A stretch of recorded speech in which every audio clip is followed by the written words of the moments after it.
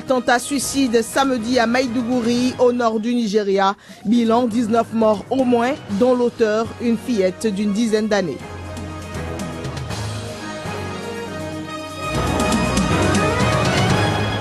Deux vaccins expérimentaux contre Ebola sur le point d'être testés cliniquement en Afrique. Les tests se feront sur des personnes saines.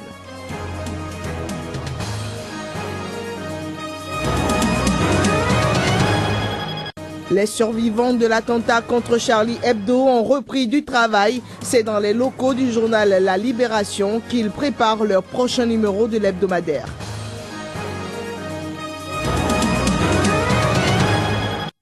Mesdames et messieurs, bonjour et bienvenue dans cette édition de journal sur Sika. Au Nigeria, au moins 19 personnes ont péri samedi lorsqu'une bombe fixée sur une fillette âgée d'une dizaine d'années a explosé dans un marché bondé de Maïdougouri. Cet attentat s'est produit dans la plus grande ville du nord-est du Nigeria. Un attentat dont Boko Haram qui ravage la région pourrait bien être à l'origine. Au moins 19 personnes sont mortes à Maïdougouri ce samedi, y compris une fillette porteuse d'une bombe artisanale et 18 autres blessés. C'est ce qu'a déclaré Gideon Dubrin, le porte-parole de la police de l'état de Borno dont Maïdougouri est la capitale. Cet attentat a eu lieu vers 12h40 heure locale. La puissante explosion a secoué le Monday Market à l'heure où il grouillait de vendeurs et de clients. Rappelons que fin 2014, ce même marché avait déjà essuyé 2 attaques meurtrières commises par des femmes portant des explosifs. Fin novembre, on avait recensé 45 morts, puis 10 le 1er décembre. Pour l'instant, il n'y a aucune revendication, mais depuis 6 ans et le début de son combat pour imposer un État islamique au Nigeria, le groupe terroriste Boko Haram a multiplié le recours à des femmes et à des fillettes pour lancer des attentats. Selon Achirou Mustafa, membre d'un groupe local d'autodéfense, la bombe a été déclenchée alors que l'enfant faisait l'objet d'une fouille à l'entrée du marché. Juste après cet attentat, un périmètre de sécurité a été mis en place autour du marché pendant que le personnel de santé venait au secours des blessés. Toujours au Nigeria, des membres du groupe Boko Haram ont combattu vendredi des soldats des forces nigérianes à Damaturu, ville du nord-est du pays, dont ce qui semblait être des représailles après un raid de l'armée contre un bastion du groupe islamiste. Les détails. Des douzaines de combattants islamistes ont envahi la capitale de l'état de Yobe au coucher du soleil en tirant à l'aveuglette, mais sont tombés nez à nez avec des soldats nigériens avec lesquels ils ont engagé des combats. Ces affrontements interviennent moins d'une semaine après la chute de la ville stratégique de Baga par Boko Haram dans l'état voisin de Borno dans le nord du pays. Le groupe islamiste avait alors pris le contrôle de la base occupée par la force multinationale. Par ailleurs, plus de 150 personnes avaient été tuées le 1er décembre lors d'une précédente attaque sur Damaturu. Parmi les victimes, on dénombrait 38 policiers. Boko Haram, qui s'est emparé de plusieurs douzaines de villages dans les états de Borno et d'Adamawa ces 6 derniers mois, contrôle le territoire situé au sud de Damaturu, autour de la ville de Buniyadi et dans la ville elle-même. L'attaque de vendredi soir apparaît comme des représailles contre le raid mené mardi par les groupes d'autodéfense et les chasseurs locaux dans l'enclave du groupe Boko Haram à 40 km au sud de Damaturu. Plusieurs rebelles avaient été abattus et des armes saisies selon une source sécuritaire. Selon des groupes locaux d'autodéfense, plusieurs heures après le raid, Boko Haram avait lancé une offensive sur le village de Kadako, à 20 km, assassinant 25 personnes et enlevant des femmes avant de mettre le feu au village tout entier. Chaque semaine, Marguerite Danoé, une mère de famille fonctionnaire, constate que les prix des différents produits vendus sur le marché ne cessent d'augmenter. C'est le cas pour les denrées alimentaires et la viande bovine. Avec la crise que connaît la Centrafrique depuis 2 ans, le panier de la ménagère ne cesse de se réduire comme une peau de chagrin. Tatiana Goutoukou est revendeuse de légumes depuis une quinzaine d'années. C'est auprès de la jeune femme que viennent s'approvisionner régulièrement la plupart des ménagères du quartier Miskine à Bangui. Avant la crise, j'achetais le panier de tomates à 3 000 francs. Aujourd'hui, il coûte 3 fois plus cher. Maxime Yadakwa vend de la viande bovine depuis 5 ans. 2 fois par mois, il se rend à la frontière camerounaise pour acheter des bœufs sur pied. Les bovins sont acheminés jusqu'à Bangui. centrafricaine de gestion d'avoir-fattoir. Nous sommes obligés d'aller jusqu'à Boire pour acheter des bœufs sur pied à 800, 900 000, voire 1 million de francs. Après avoir fait les courses au marché de Miskine, Marguerite Danoué prépare l'unique repas de la journée. Depuis que les Séléka sont venus, la vie est devenue très chère. Isaac Danoué est professeur de français au lycée de Bangui. Le père de famille a beaucoup de mal à joindre les deux bouts pour subvenir aux besoins du ménage. Tout le monde a fui. Les agriculteurs se sont retrouvés dans la bourse, même dans les champs, ils étaient poursuivis. Les chasseurs ne pouvaient plus aller travailler correctement, les pêcheurs non plus, et donc la nourriture a commencé à grimper, le prix a grimpé. Dans l'attente des jours meilleurs, la famille Danoué serre la ceinture, ne mangeant qu'un repas par jour. Des tests cliniques de 2 vaccins potentiels contre la fièvre hémorragique Ebola sont sur le point de démarrer dans les zones contaminées d'Afrique de l'Ouest. Eh bien, l'annonce a été faite vendredi par la docteure Marie-Paul Kieni, directrice générale adjointe de l'OMS. Elle a précisé que ces tests dits de phase 3 seront menés sur des personnes saines. Les tests cliniques sur plusieurs dizaines de milliers de personnes de 2 vaccins potentiels contre la fièvre hémorragique Ebola vont commencer dès la fin janvier dans les zones contaminées d'Afrique de l'Ouest. La directrice générale adjointe de l'OMS est responsable de la mobilisation contre Ebola auprès de l'organisation. Dr Marie-Paul Kieni a précisé qu'il s'agit des tests dits de phase 3 qui seront menés sur des personnes saines. Il faudra ensuite attendre 2 à 4 semaines pour avoir les données sur l'immunisation procurée par ces vaccins qui ont déjà été testés sur des volontaires dans divers pays avec des résultats acceptables en matière de sécurité.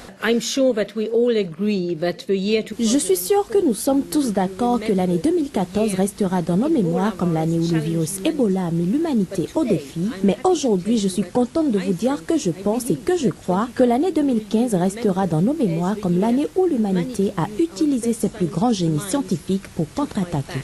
Selon le Dr Kieni, les premiers tests commenceront fin janvier au Libéria et seront réalisés ensuite en février en Guinée et en Sierra Leone. 18 000 personnes seront au total vaccinées par les 2 vaccins. En Guinée, les tests concerneront dans un premier temps 4 500 personnes, puis plus tard, un second groupe de 4 500 personnes sera vacciné. 6 000 personnes seront vaccinées en Sierra Leone et au Libéria.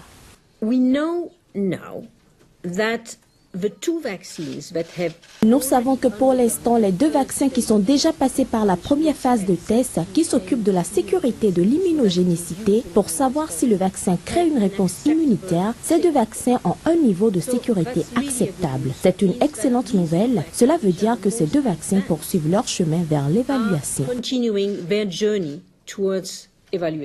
Une fois la phase 3 des tests sera réalisée et validée, il sera possible de passer à une utilisation généralisée.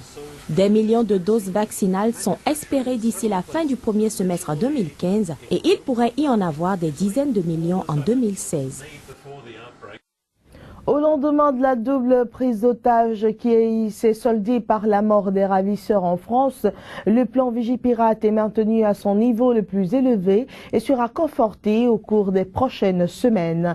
Eh bien, c'est l'annonce qu'a fait le ministre de l'Intérieur. Bernard Cazeneuve assure par ailleurs que toutes les dispositions seront prises pour assurer la sécurité de la manifestation de dimanche. Eh bien, une manifestation pour dénoncer l'attentat contre Charlie Hebdo. Nous sommes, compte tenu du contexte, exposés à des risques. Il est donc important que le plan Vigipirate, qui a été rehaussé pour la région Île-de-France et qui fait l'objet de mesures particulières sur le reste du pays, soit conforté au cours des prochaines semaines. La France ne baissera donc pas de vigilance.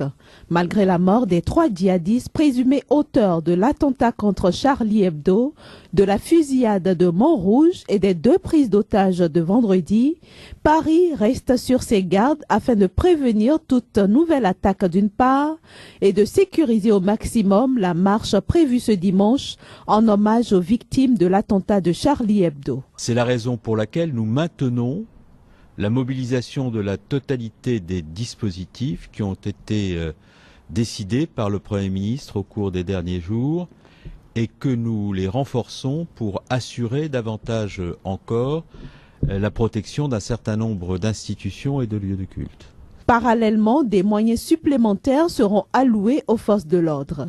Ces dernières verront par ailleurs leur dispositif renforcé de manière permanente. Une première allocation de moyens supplémentaires de 320 militaires a d'ores et déjà été décidée par le Premier ministre et le Président de la République, mais nous allons bien entendu dans les heures qui viennent continuer à affiner les analyses de manière à adapter en permanence le dispositif. Autant de choses qui devraient rassurer les partisans de la marche de dimanche. Une marche à laquelle le président Hollande ainsi que plusieurs personnalités internationales entendent prendre part. Les rescapés de l'attentat contre Charlie Hebdo ont repris du travail. Ils ont été accueillis vendredi dans les locaux de Libération où ils préparent déjà le prochain numéro de leur journal. Bonjour. L'équipe de Charlie Hebdo garde le sourire. Ces rescapés de l'attentat de mercredi se trouvent à leur aise ici au 8e étage de l'immeuble du journal Libération où ils viennent de tenir leur première conférence de rédaction après le drame. Au cours de cette conférence de rédaction, il y a eu des éclats de rire. Il y a eu des éclats de rire à Charlie Hebdo parce qu'on va continuer à rire, à pleurer, mais aussi à rire, et parce qu'on va vous faire rire, vous, parce que c'est notre raison d'être. Une raison d'être qui motive ces rescapés à ne pas baisser les bras après la barbarie qui a coûté la vie à 12 personnes qu'ils côtoyaient au quotidien. Dès mercredi prochain, l'hebdomadaire sera non seulement présent dans les kiosques, mais il sera imprimé à 1 million d'exemplaires.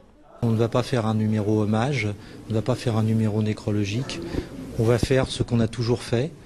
Donc le numéro de mercredi sera un numéro normal, avec tous les dessinateurs de Charlie, tous les rédacteurs de Charlie, avec tous ses personnels.